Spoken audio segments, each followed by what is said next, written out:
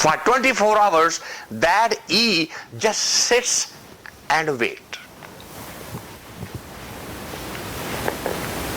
And not rejecting any one of them. Not pushing any one of them back. Not putting any judgment. No condition. Once S and E met and a new transformation took place,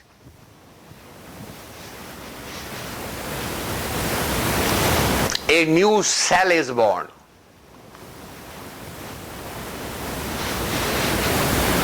Now that cell has experienced the perfect love. But that cell also knows the price of being in perfect love, because it requires you to lose yourself in the other.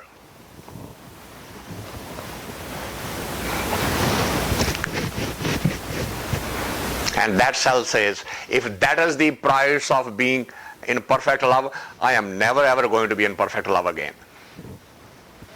Because I don't want to lose myself. I want to be me.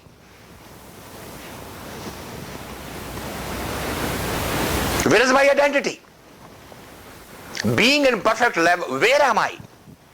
Well, you don't exist. You are part of E now. Okay, fine. Let me go find myself in E. And it doesn't find there either.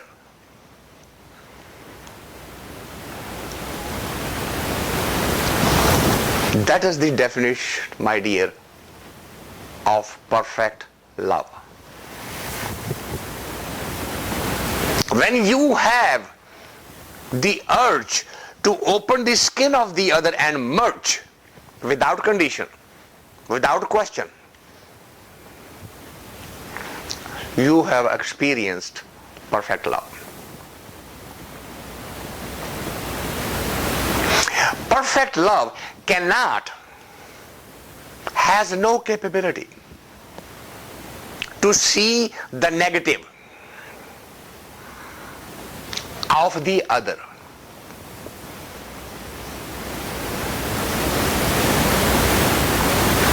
The human, as they grow up, they yearn for that perfection because they once experienced the ecstasy of that type of meeting, that level of merging. That is the true ecstasy. But they will never ever experience that again. Not by default, but by design. Now what happens that time? As soon as the S and the E has met, everybody else around is now permanently blocked.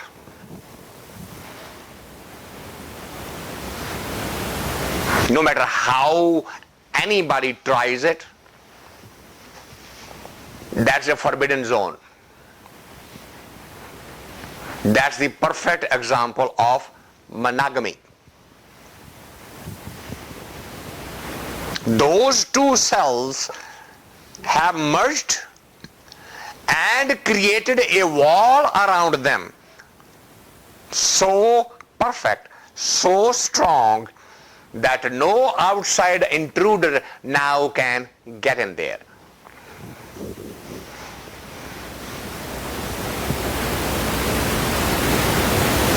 That is the definition of perfect love.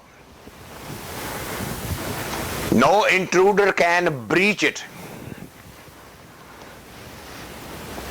They will just not allow it.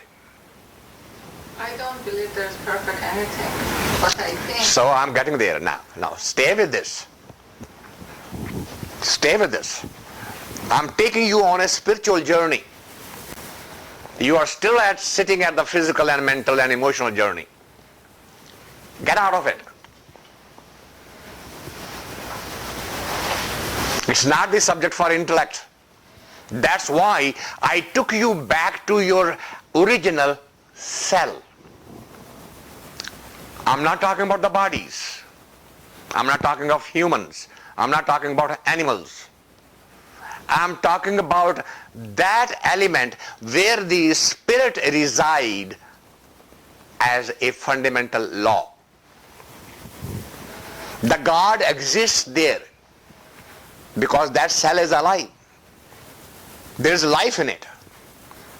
There is creator in it. Because if the creator had disappeared from either one of them, union will not take place.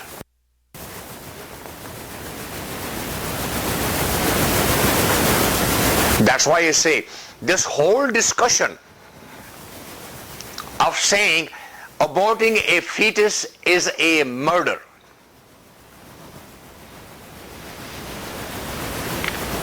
Murder takes place in the nature all the time. Feminine eggs drop every month. Masculine sperm are wasted. There are 2 million sperms starting the journey to meet that egg. And only about 2,000 are left by the time they get closer to the egg. Everything else dies because of the environment.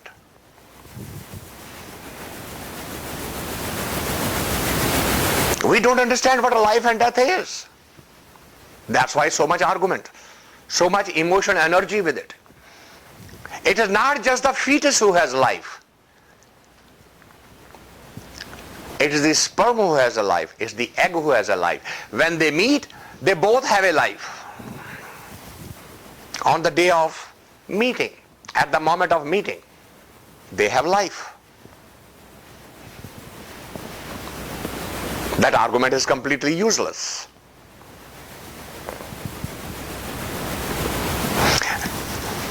Because it needs a sacrifice, unconditional. Without first checking, I am destroying myself. I am merging myself into this E. Is this E worthy of my journey? Does she deserve it? No. That question doesn't even arise. I have met the E, so I need to merge into it because I'm in love. That relationship is of perfect love. That manifestation is of perfect love. We are the result of perfect love as defined by the Creator and the creative energy.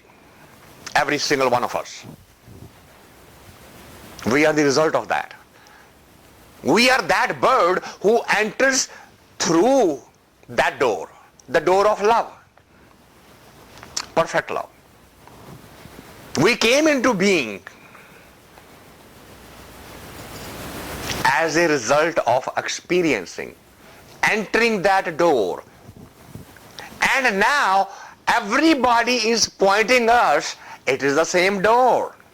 If you want to experience the ecstasy of life again, learn to perfectly love. And we constantly confuse ourselves with our intellectualism, with our emotionalism. We hide behind this love. All the examples that you gave me, they are either rooted in economics, or emotions, or physical, or philosophical. None of them are spiritual. Because spirituality requires you to merge. That is why Christianity came around and said God is love and love is God. Because merging with the ultimate creative energy is acceptable to every soul. No question asked. I'm merging with God, it's perfectly okay. But am I merging with Him? Wait a minute now. Does He deserve it? Should I do that? Don't I have a better potential for whom I should sacrifice my entire self? The moment you do that, dropped right back. Hey, I'm not getting out of that door again. Perfect love is not for me. That's why the humanity is confused about the so-called word love.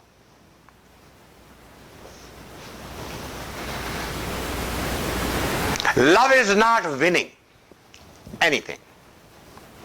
Love is not getting anything back. Anything in return.